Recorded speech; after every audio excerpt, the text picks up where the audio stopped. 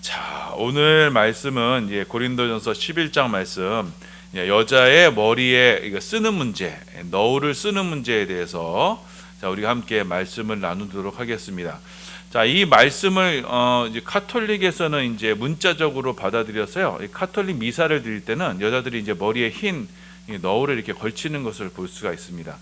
자, 근데 그것은 하나의 상징적인 것이고요, 문화적인 것인데, 자, 오늘 말씀을 통해서 바울이 우리 가운데 하시고자 하시는 말씀이 이제 무엇인지 우리 함께 말씀을 나누도록 하겠습니다. 자, 오늘 말씀해 보니까요, 고린도 교회 문제가 또 하나가 있었습니다. 그건 뭐냐면은 여자가 이제 머리에 너울을 쓰는 문제였습니다. 예배 중에 이제 머리에 너울을 쓰는 문제가 있었습니다.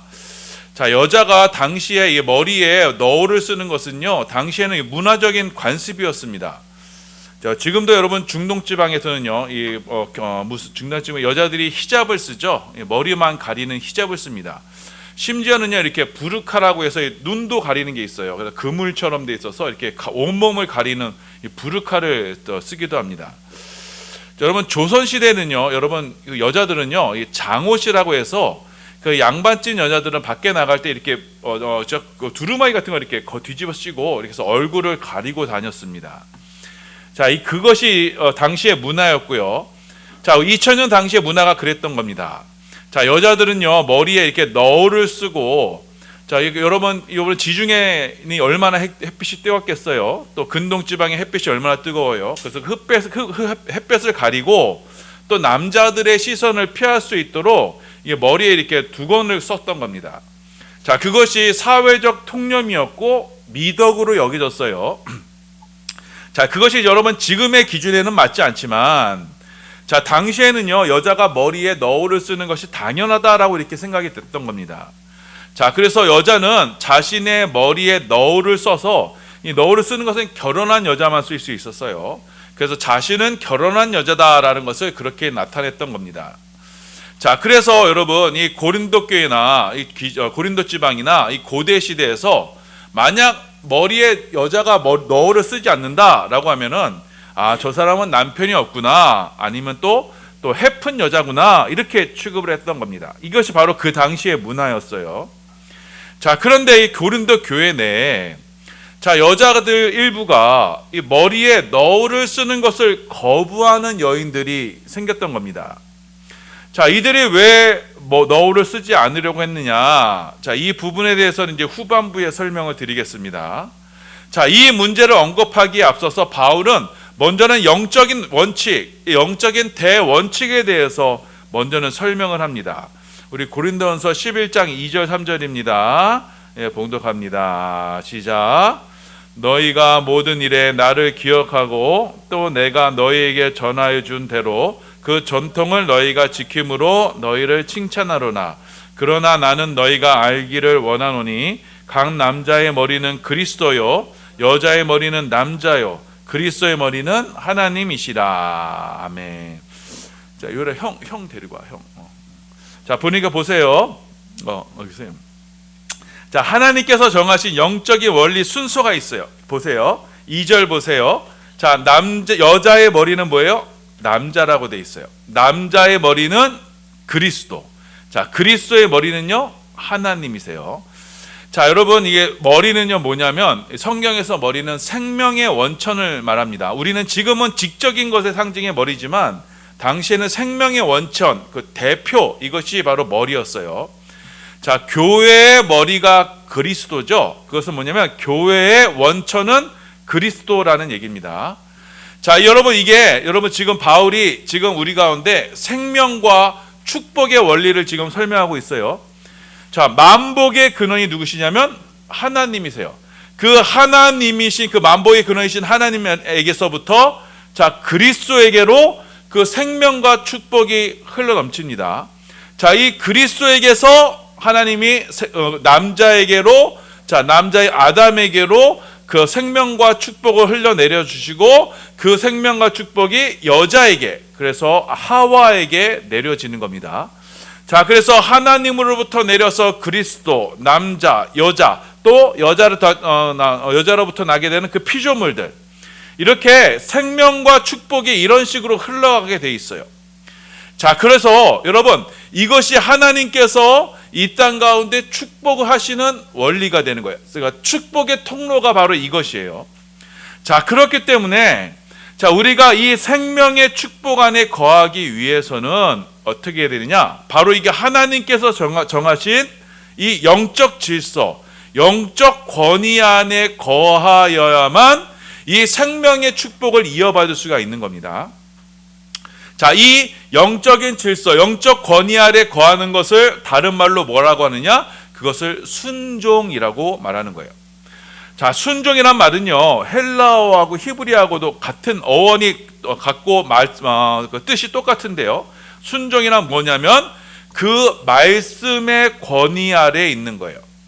자, 하나님의 말씀의 권위 아래 예수님께서 순종하셨죠. 겟세마네 동산에서 순종하셨어요.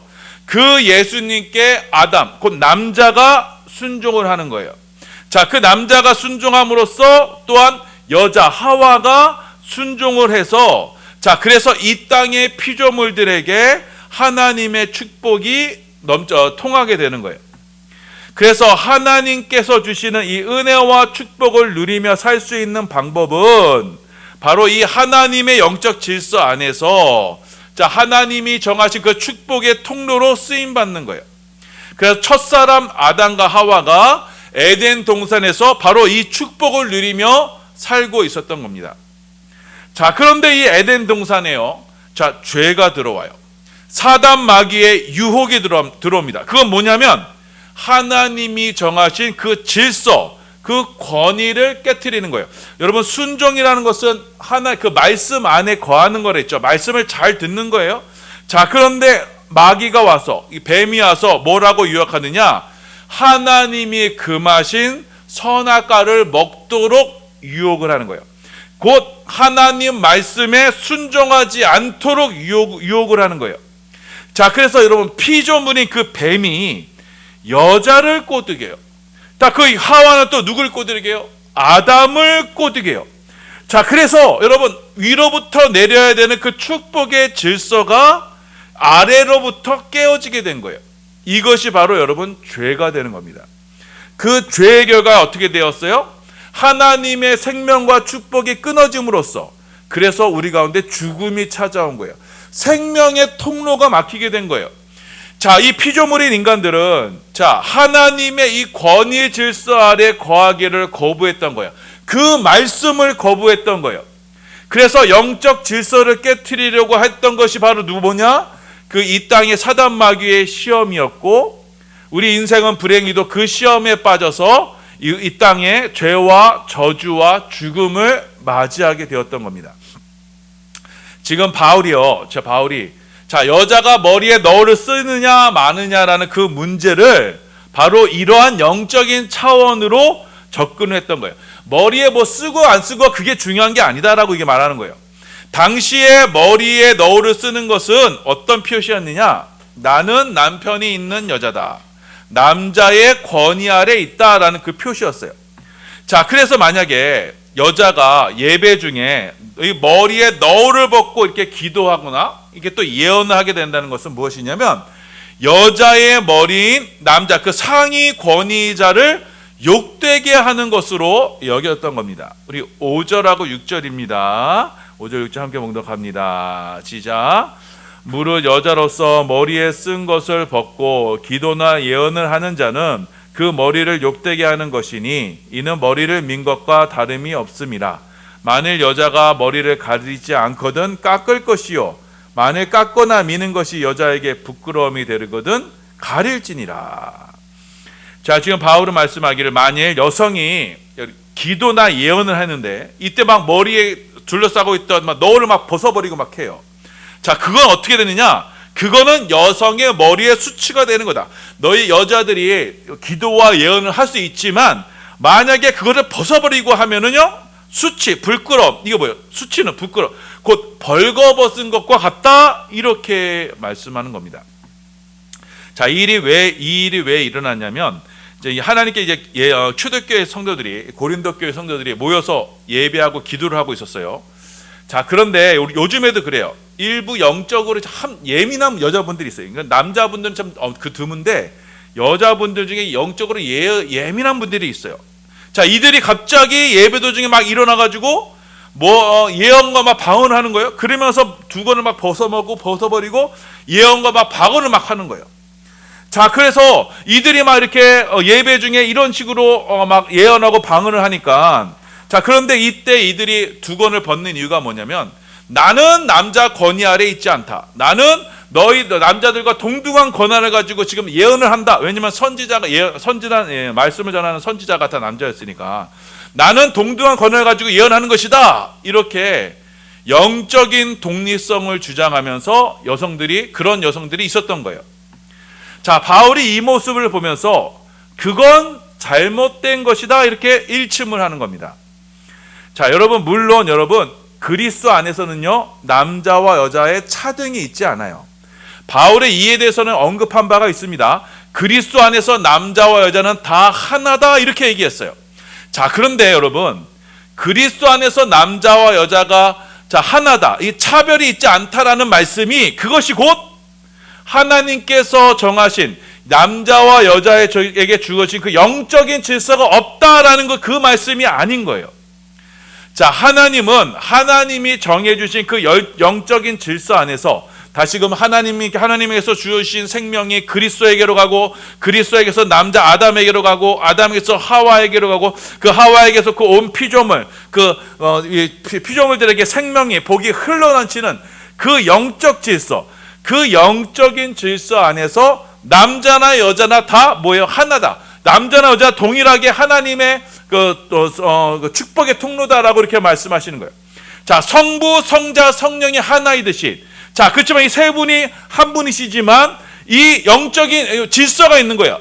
성부 하나님에게부터 나오는 성자 예수님에게, 또 성자 예수님에서 나오는 성령의 은혜가 한 분이시지만 그 질서는 다른 겁니다.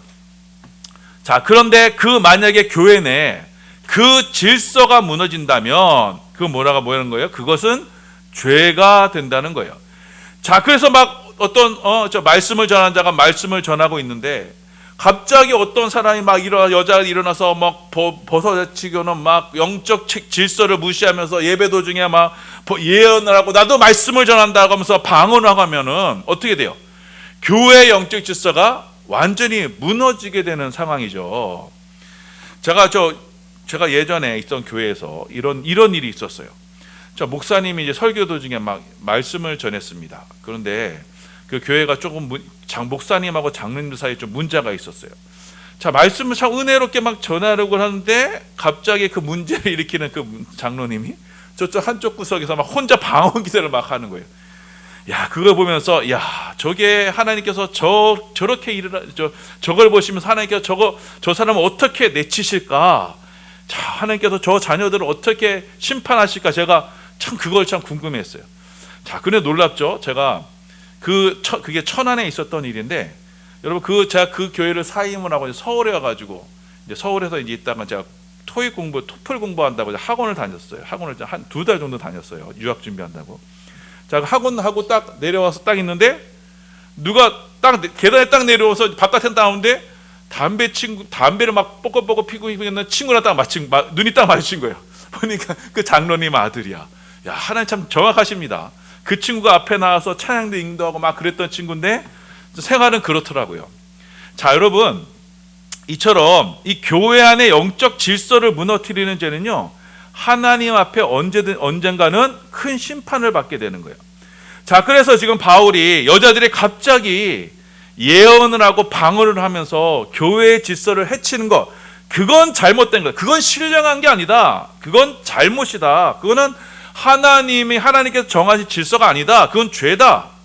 여자들은 자신이 지금 권세 아래 있음을 기억하고 말하는 자가 되지 말고 순종하는 자가 되라. 이렇게 지금 따끔하게 바울이 지금 책망을 하는 겁니다. 우리 10절 말씀입니다. 10절 말씀 함께 봉독합니다. 시작. 그러므로 여자는 천사들로 말미암아 권세 아래에 있는 표를 그 머리 위에 들지니라. 자, 여자들이 뭐냐면 천사들로 말미암아 권세 아래에 있는 표를 두라. 자, 이제 천사들로 말미암아 권세 아래에 있는 표라는 건 무엇이냐면, 이렇게 여러분 그렇게 예배도 중에 막 일어나서 방언하고 예언하는 것은 그건 타락한 천사들에 의해서 영적인 공격을 받는 것이다. 자, 그렇게 영적인 질서를 어지럽히지 않으려면 자, 하나님이 천사들이 임하는 그 영적인 자리에 나는 권위 아래 있다라는 그것을 너를 씀으로써 표시함으로써 그런 영적인 공격에 너희가 대비를 해라라는 말씀이에요. 자, 그래서 여자들은 교회 안에서 자신을 가려야 한다. 덮어야 한다. 그렇지 않고 기도하는 것은 마땅하지 않다. 자신 위에 있는 상위 권위자를 무시하면서 그렇게 기도하는 것은 마땅치 않다라고 이렇게 바울이 말씀합니다. 우리 13절부터 16절입니다. 예, 봉독합니다. 시작. 너희는 스스로 판단하라. 여자가 머리를 가리지 않고 하나님께 기도하는 것이 마땅하냐? 만일 남자에게 긴 머리가 있으면 자기에게 부끄러움이 되는 것을 본성이 너희에게 가르치지 아니하느냐? 만일 여자가 긴 머리가 있으면 자기에게 영광이 되나니 긴 머리는 가리는 것을 대신하여 주셨기 때문이니라. 논쟁하려는 생각을 가진 자가 있을지라도 우리에게나 하나님의 모든 교회에는 이런 관례가 없느니라. 자, 여러분, 그래서 너를 쓴다는 것은 보시면 내가 어떤 권위 아래 있습니다. 그 권위에 내가 순종합니다라는 것을 표시하는 거예요. 자, 그래서 너를 씀으로써 나는 남편의 권위 아래 있고, 자, 그래서 만약에 시집간 여자는 너를 쓰고 시집가지 않는 여자는 긴 머리로서 자신을 가리는 거예요. 자신을 드러내지 않는 거예요. 이것이 바로 교회 안에서의 여성의 자세예요. 자, 이것은 하나님 안에서, 이 하나님의 교회 안에서의 관례다. 이렇게 바울이 말씀하는 겁니다. 자, 다시 한번 말씀드릴게요. 다시 한번 정리합니다. 지금 바울은요, 교회 내에서 여성의 권리를 제한하거나 여성을 지금 무시하려고 하는 말씀이 아니에요. 교회 성도들의 모든 영적인 원리에 대해서 말씀하시는 거예요. 자, 교회는 하나님 아버지 앞에 순종함으로써 생명과 복을 받는 공동체예요. 그리스도는 아버지께 순종해서 생명의 권세를 받으셨고, 남자는 그리스도께 순종함으로 복을 받고, 여자는 남자에게 순종함으로써 생명과 복을 이어받는 거예요. 자, 이처럼 교회 공동체 모든 사람은 순종으로 그 권위 아래 거함으로써 자, 교회의 참된 표시를 이 땅에 나타내는 거예요. 그래서 교회의 참된 표시는 뭐냐? 그 권위 아래 숨는 거예요. 나를 드러내는 것이 아니에요. 그래서 나는 지금 그 권세 아래 있다라는 것을 너를 쓰는 것으로 나타내는 거예요. 그래서 만일 남자는 어떻게 해요? 나는 그리스도의 권세 아래 있다 함으로써 그 그리스도의 권세 아래서 나의 자신을 철저히 그 권세 아래 숨기는 거예요. 자, 그래서 성경에서 뭐라고 말씀하세요? 예수 그리스도께서 그 교회에 그리스도의 옷을 입혀주셨다라고 말씀하고 있어요.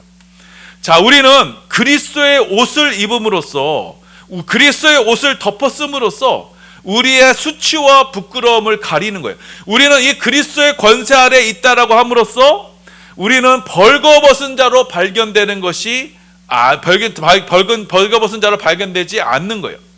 여러분 이 강단에서의 말씀도 마찬가지예요.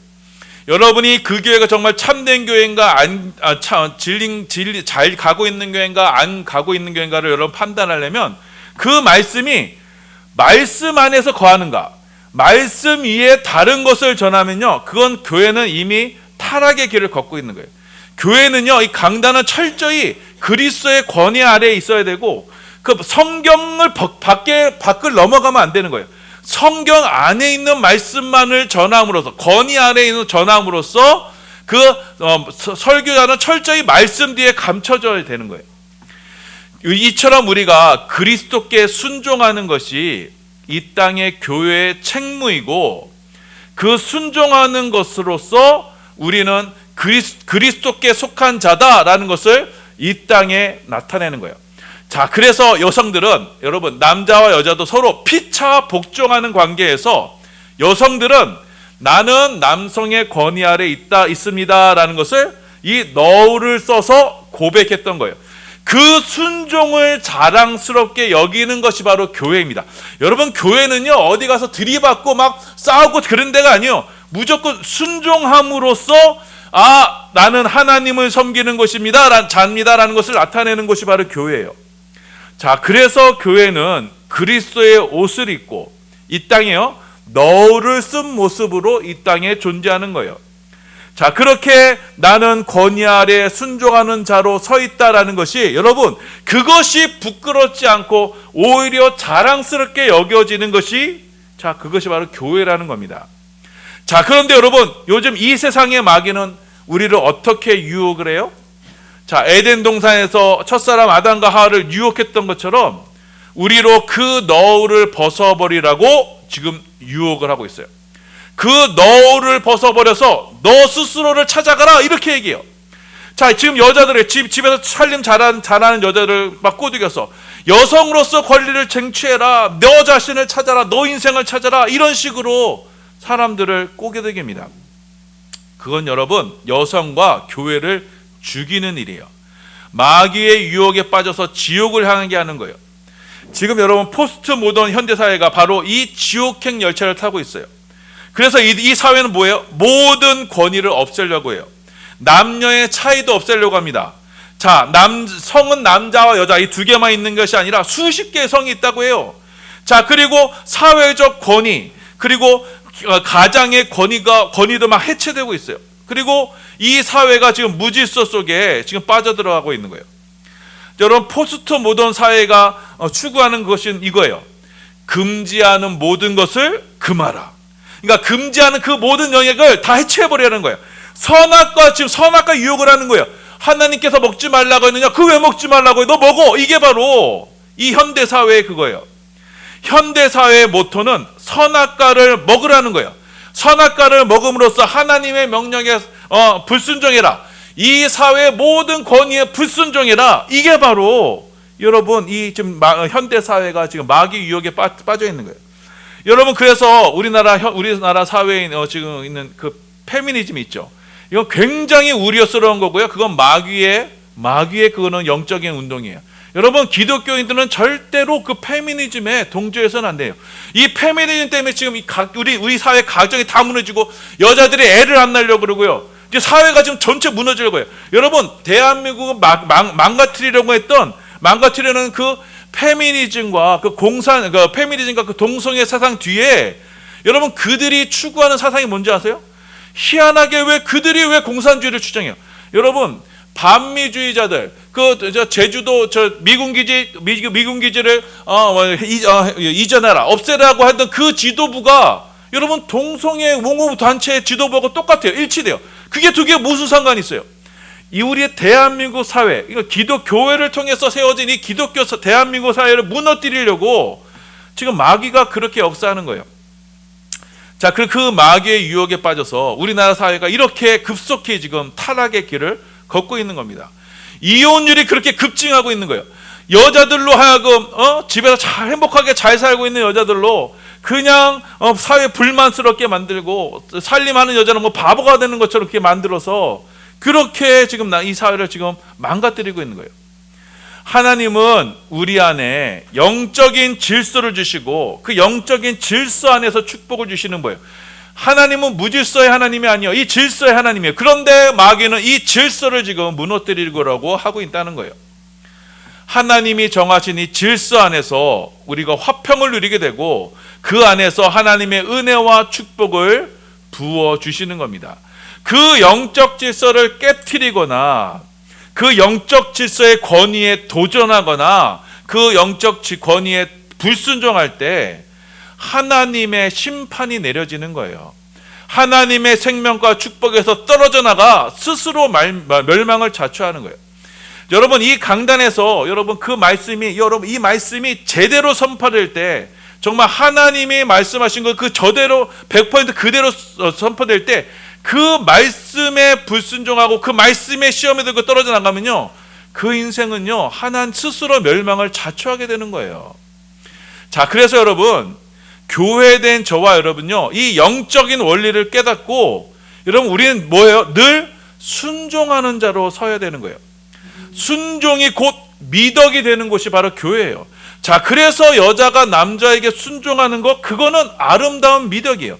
성경은 피차 복종하라고 돼 있어요. 남자도 여자에게 복종하고 여자도 남자에게 복종하는 것. 그래서 나는 어떤 권위 아래 거한다는 것이, 그것은 여러분 순종은 굴종이 아니에요. 그것은 굴종은요, 내 자존심을 내려놓지 못했을 때 내가 느끼는 감정이 굴종이죠. 순종은요, 사랑 안에서 자발적으로 나를 내려놓는 거예요. 그 순종을 하나님께서 기뻐 받으세요. 하나님께서는 제사보다 뭐요? 순종하는 것을 원하신다 그랬죠? 그 순종의 제사를 하나님께서 기뻐 받으시는 거예요. 자, 그래서 이 순종함으로 하나님은 우리 교회 안에나 가정 안에나 또 우리가 속한 공동체 안에 축복을 부어 주시는 거예요. 그 순종을 통해서 하나님의 축복이 흘러나가게 되는 거예요. 자, 이 말씀을 기억하셔서 여러분, 우리나라 사회가 왜 이렇게 어지럽습니까? 여러분, 그 노동계가 순수한 노동계 운동이 아니에요. 지금은 정치 운동이 돼가지고요, 막 무조건 들이받고 막 싸우고 쇠파이프 부수고 민노총 그렇잖아요. 여러분, 그거에 여러분 그 노동 우리나라에서 사장과 또 직원 간의 그 아름다운 관계, 그 관계를 그냥 무조건 왜곡시키고 때려 부수려고 하는 그 아래로부터의 그 혁명을 일으켜가는 것. 여러분, 이게 다 이 사회, 우리나라 사회에 이렇게 불행하게 만드는 원인이 되는 거예요. 자, 그래서 여러분, 저와 여러분에게 찾아온 많은 문제 중에 그 문제의 원인 중에 하나는 뭐예요?